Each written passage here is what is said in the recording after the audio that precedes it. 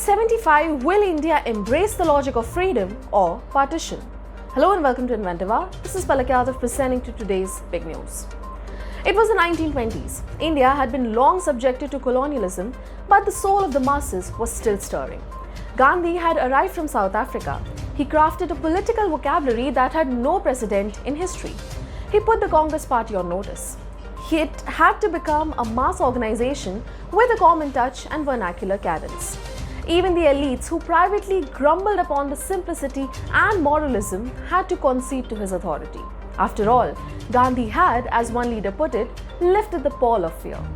The intellectual ambitions of India's new leaders were not modest. Ambedkar rightly pointed out that a civilization that had perfectly and oppressive social hierarchy was hardly in a position to occupy the high moral ground. But this vision also stood on the ground of values and an ambitious universality. He was cynical about the motives of the colleagues but never about values, and he crafted the principles of a new social contract capable of being a lodestar of the ages. There were other leaders of other persuasions as well. Some were conservative, some were liberal, some more revolutionary, but all fully conscious of the monumental task of bringing back a long subjugated country to its freedom, its moral center and civilization creativity. Limited democracy came in the form of the 1935 Act. Petty squabbles over power operated under the shadow of his greatness. But the deeper poison was the poison of communalism, with some dreary murderous templates. There were fights over conversion and reconversion, sacred cows and prohibition pigs, which pamphlets were offensive to which community, who gets patronage from the state, threats of intermarriage and the writing of history. There was sheer prejudice as well, those reservoirs of hate that cloaked themselves under the guards of a higher purpose. The social and intellectual partitions between Hindu and Muslims acquired new force. Rioting gained momentum.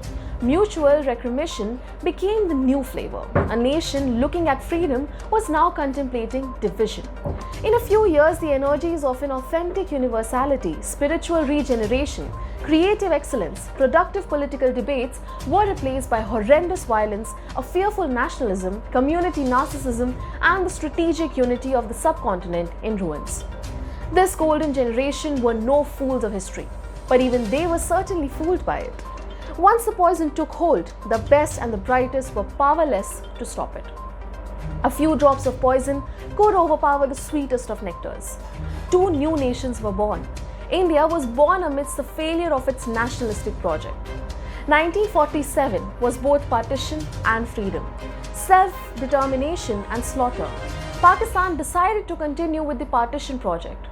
It's homogenized its territory, set religious benchmarks for identity.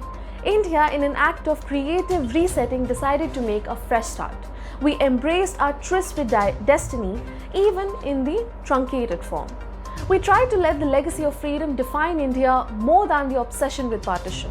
In that audacious commitment was born a grand experiment. The largest democracy in the world, committed with various imperfections to liberal ideas and new hope. Our tryst with destiny collided with Partition realities.